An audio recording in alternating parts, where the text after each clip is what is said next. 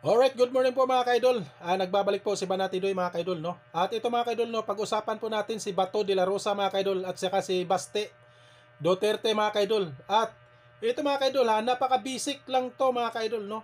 At alam na alam natin na AI generated video mga kaidol sa ginagawa nito mga kaidol. At pinapaniwalaan po nila ni Bato at ni Baste mga kaidol at sineshare po nila dahil po about po ito sa impeachment trial, no? Regarding po ito sa hindi sang-ayon sa impeachment trial ni Sara Duterte mga kaidol. At napaka-basic mga kaidol, kahit titingnan po natin yung tao mga kaidol. At nagsasabi po yung AI video mga kaidol, AI generated video mga kaidol na talagang may hashtag AI po mga kaidol, no? Nakalagay po doon mga kaidol, hashtag AI. At ito po hindi naintindihan ni Bato mga kaidol, no? At ni Baste mga kaidol at talagang sinishare po nila mga kaidol. At talagang pinapakalat po nila mga kaidol, lalo-lalo na po sa Facebook page mga kaidol. Kaya tayo mga sambayan ng Pilipino, huwag tayong papayag na hanggang kumakalat po ang mga video na mga AI video mga kaidol, mga AI generated video mga kaidol na pinapakalat sa mga DDE supporters. Lalo-lalo na po ito si Bato de la Rosa mga kaidol, napakabubo at tanga pa yan. Oo, lalo-lalo na si Baste. Ano bang pinag-ano niya ni Baste, di ba? Napakabubo naman yung tao na yan. Oh, pinapaniwalaan po nila yung AI video, AI generated video mga kaidol, no? At ito na nga, at yung AI video nagsalita na hindi po sila sang-ayon sa impeachment trial ni Sara Duterte. Estudyante po yan mga kaidol, no? Yung gumagawa, hindi yung gumagawa yung AI generated video mga kaidol, no? At sana man lang yung mga ganitong klase mga kaidol dapat matuto tayong mag-research mga kaidol, matuto tayong mag-research. Huwag tayo pong, hindi po tayo papayag na magkalat po yung mga ganitong klaseng AI video mga kaidol at nakakasira po sa ating bansa to mga kaidol, no? Lalo-lalo na po na magulo po ang ating politics ngayon.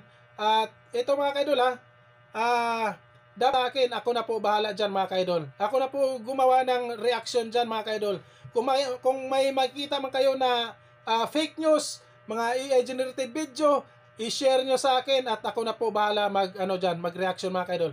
At ito panoorin po natin mga kaidol, no? Ito yung AI generated video mga kaidol. May nakalagay naman na hashtag AI mga kaidol. Bakit hindi pa naintindihan ni Bato de la Rosa dito mga kaidol? Panoorin po mga kaidol. Yes, di ba sila nagbabasa ng title? Naka-hashtag AI naman ako, di ba? Fake news ka daw? Hindi po yun fake news dahil wala namang news o impormasyong binaluktot doon. Yun ay pawang opinion lamang.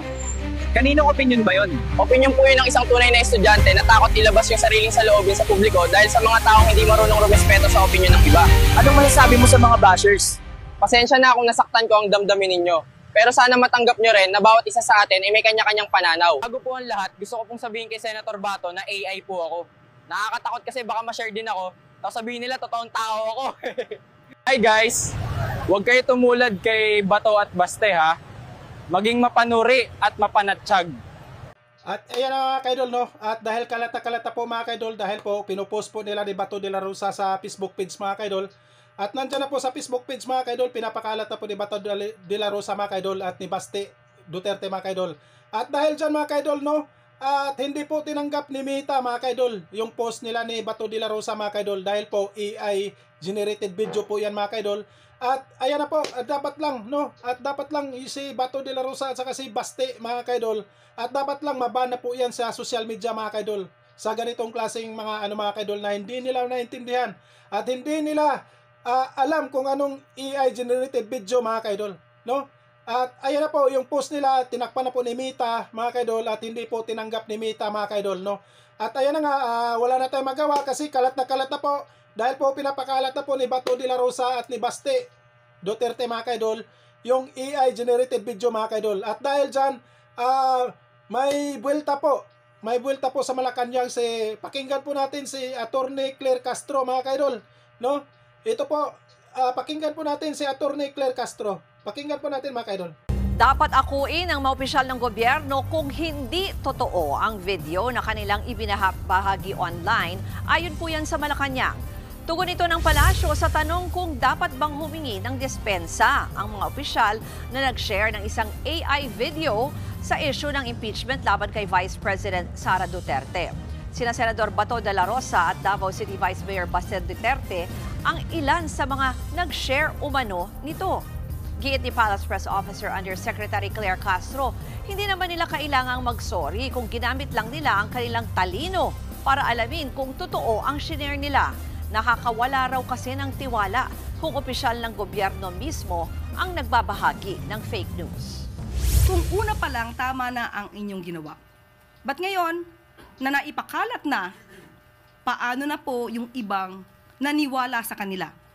Considering na binoto sila ng taong bayan, dapat lamang po nilang i-acknowledge na ang ipinasa nila na video ay hindi totoo at hindi tunay.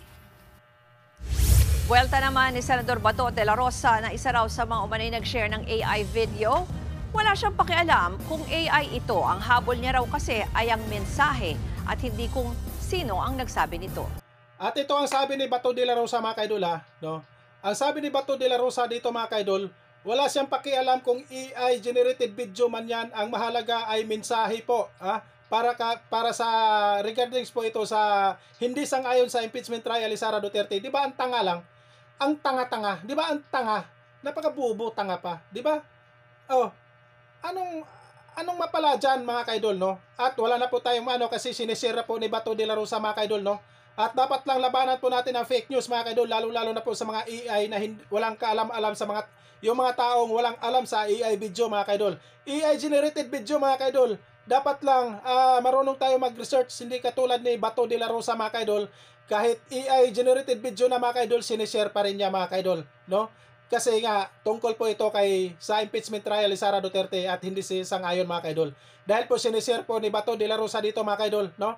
At ayun na po mga kaidol, no? At dapat lang marunong po tayo tumingin kung totoo ba o hindi. Marunong tayo mag-research, marunong tayo tumingin sa tao mga kaidol kung AI generated video ba mga kaidol. Maraming salamat po mga kaidol. At hanggang dito na po tayo mga kaidol. Sa hindi tayo magtapos, isang like naman dyan mga kaidol.